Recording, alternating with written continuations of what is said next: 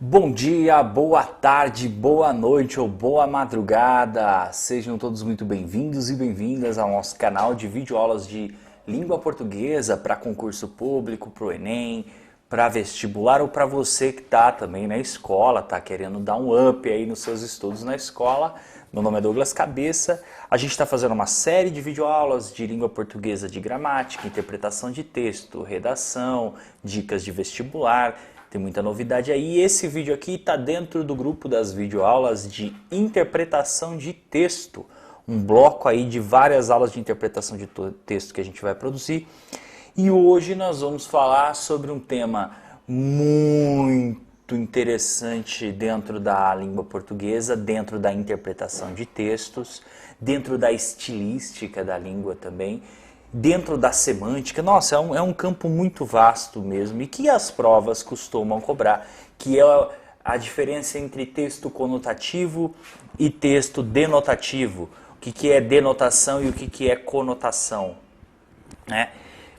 Antes eu já queria te convidar a inscrever-se nesse canal, é claro, inscreva-se para você acompanhar todas as postagens que a gente coloca aí e que vai colocar ao longo deste ano para te ajudar nos seus objetivos. Claro que no final do vídeo, se você gostar, dá um joinha para qualificar esse trabalho e dar mais vontade, cada vez mais vontade de continuar produzindo. E vamos lá. Conotativo e denotativo. O que é algo conotativo e o que é algo denotativo? Conotativo também pode ser chamado de algo figurado. Você também escuta muito a linguagem figurada.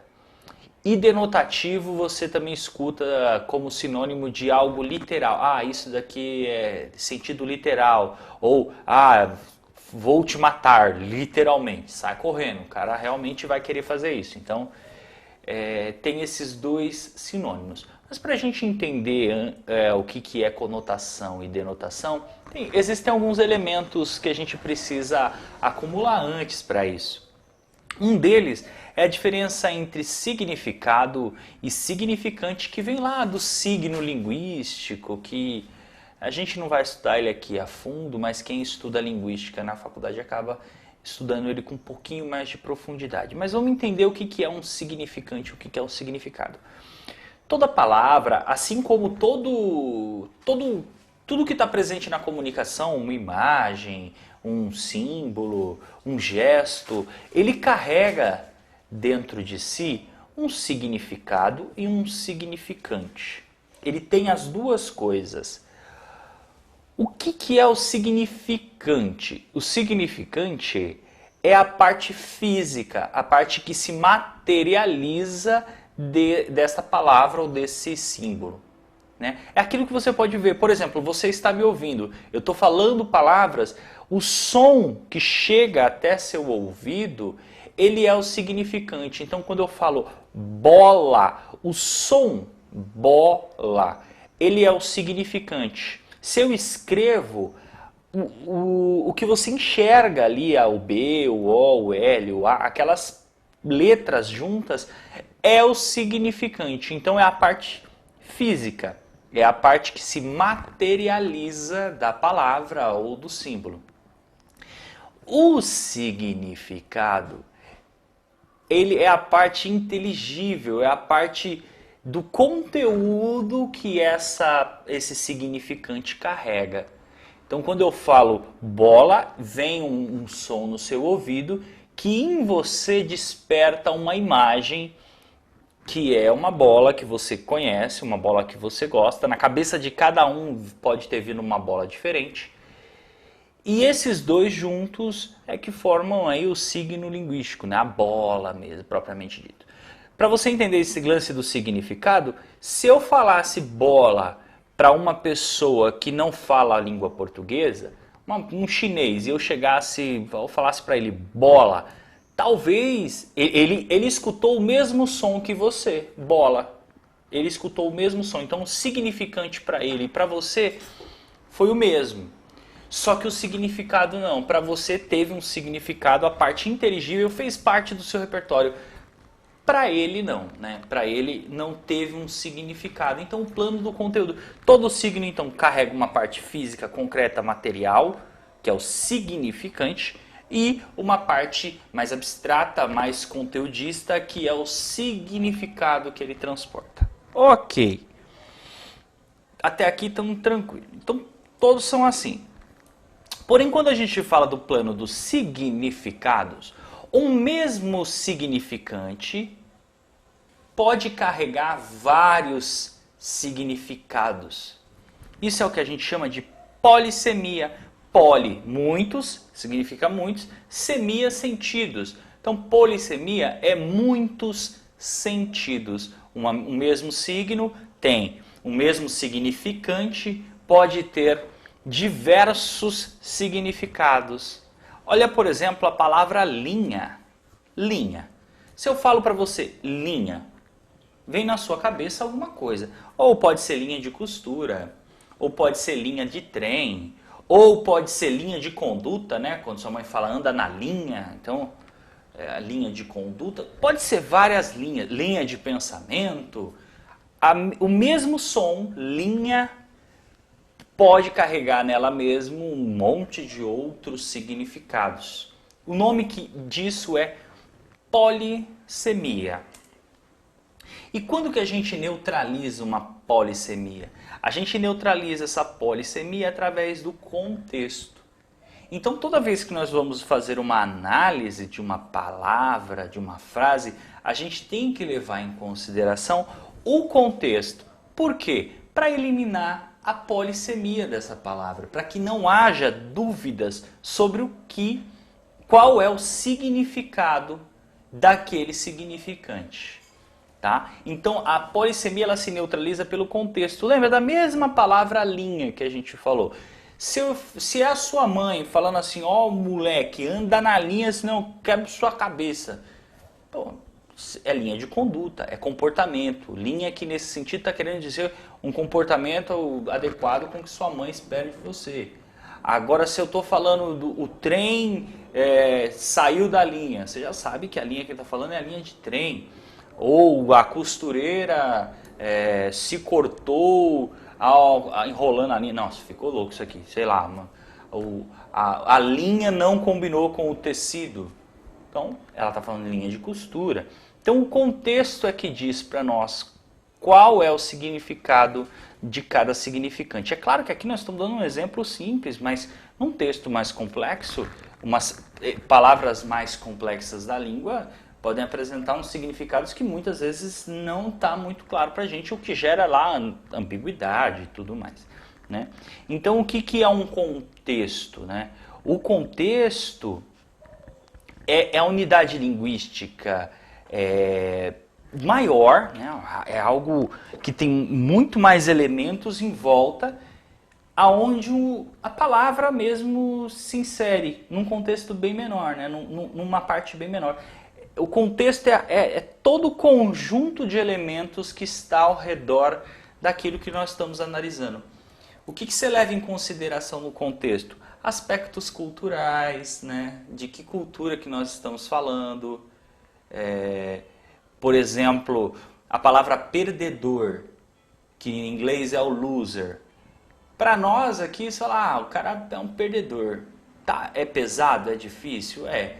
Agora, se um americano chama o outro de perdedor, de loser, é um peso muito maior. O significado cultural para eles é maior de uma palavra. Então, você leva em consideração o contexto cultural, o contexto social onde aquilo está inscrito, o contexto linguístico das pessoas, né, o grau de oralidade, se a pessoa é culta, se é mais popular, diversos contextos você leva. E também o cenário, né, personagens, cenários, tudo isso você leva em consideração. Então o contexto é todos esses elementos que estão ao redor daquilo que nós estamos analisando. Em interpretação de texto, uma primeira dica, não é nem dica, isso é quase que uma regra. Fique esperto no contexto, porque é o contexto que traz para nós o significado mesmo, daquilo que o cara pergunta, né? do que aparece nas perguntas de prova. Bom, e aí a gente entra em denotação e conotação propriamente dito, Por quê? Denotação e conotação estão ligadas ao significado, ao plano semântico das palavras. Então, você tem o mesmo significante, você tem vários significados possíveis para uma palavra. Entre esses significados possíveis para uma palavra, você tem significados que são literais, são significados do uso mais corrente, são significados que você consegue materializar mais na vida concreta, e tem significados que são mais abstratos, que são significados que têm a ver mais com aspectos culturais, com aspectos... dizer uma coisa querendo dizer outra, sabe? Dizer uma coisa querendo dizer outra é o significado mais conotativo da expressão, né? Então, dentro dos vários significados polissêmicos de uma mesma palavra, você tem significados literais e você tem significados conotativos, não literais. Ok? Por exemplo, aí a expressão cair do cavalo, isso deixa um pouco mais claro para nós. Cair do cavalo. Cair do cavalo, se o cara estiver falando denotativamente, literalmente, você já tem que imaginar uma pessoa em cima de um cavalo, o cavalo derrubou essa pessoa por algum motivo, a pessoa caiu do cavalo. Se for no sentido conotativo, como geralmente é usado, dependendo do contexto que for usado, cair do cavalo é se deu mal, não deu certo o que você fez, olha, se ferrou. É um significado conotativo, onde os valores sociais estão envolvidos nessa palavra. Não está querendo dizer que realmente uma pessoa caiu do cavalo. Isso eu acredito que ficou claro para você. O denotativo é um pouco mais tranquilo, né? O denotativo é aquele significado que as pessoas atribuem ao significado de dicionário, né? Ao uso mais corrente para aquela expressão dentro de um meio social. Então é aquele uso chamado de uso de dicionário. O significado conotativo, ele depende de uma série de fatores. Ele depende muito do tempo, ele se modifica com o tempo, o significado conotativo, com o espaço aonde está sendo utilizado essa expressão. Então, por exemplo,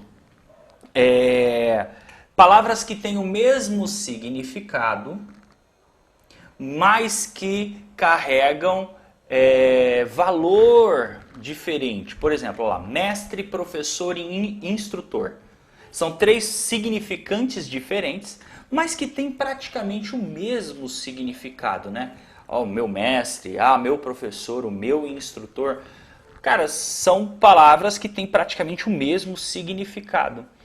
Mas o valor que essas palavras carregam são diferentes, né? Você falar que o cara é um mestre, ou falar que o cara é um professor, ou falar que o cara é um instrutor, percebe que tem um peso diferente. Isso são significados conotativos que a palavra carrega.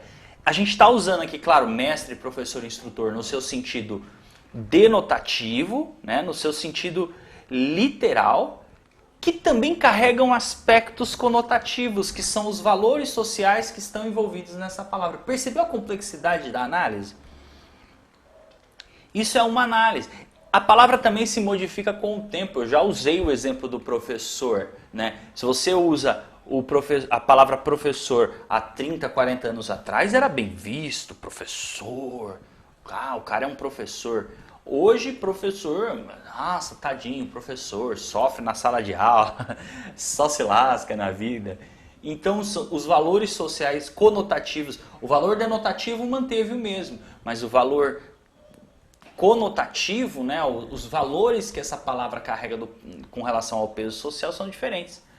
E existem também expressões que têm característica, que têm o mesmo significado, significantes diferentes, mas o mesmo significado, porém carregam aspectos diferentes do ponto de vista pejorativo, né, depreciativo ou apreciativo. Você está ou esculachando de vez ou não esculachando, tentando dar um grau um pouco mais de apreciação. É o caso, por exemplo, desses dois exemplos aqui embaixo, ó. Fedendo e mau cheiro. Percebeu? Os dois estão falando a mesma coisa, né? Olha, essa comida está fedendo. Olha, essa comida está com mau cheiro. No final você quis dizer a mesma coisa sobre a comida. Só que em uma você esculachou. Ah, essa comida está fedendo. Carregou um significado depreciativo. Ah, olha, essa comida está com mau cheiro. O mau cheiro deu uma amenizada aí. Deu uma amenizada, não quis depreciar. Não quis também apreciar, né? Não quis elogiar a comida. Mas não depreciou do mesmo jeito que o fedendo. Mas o significado no final, o significado denotativo é o mesmo. Porém, o significado conotativo das duas expressões são diferentes. Isso pesa na hora da interpretação. Gente, é isso. Por enquanto é isso. Nós vamos voltar nesse tema denotação e conotação. É só uma introdução. Se gostou, dá um joinha aí para agradar o nosso trabalho, aí para dar um up no nosso trabalho. É claro, inscreva-se aí no nosso canal para você acompanhar as próximas videoaulas. Espero que tenha te ajudado, espero que você tenha gostado e até o nosso próximo encontro. Forte abraço!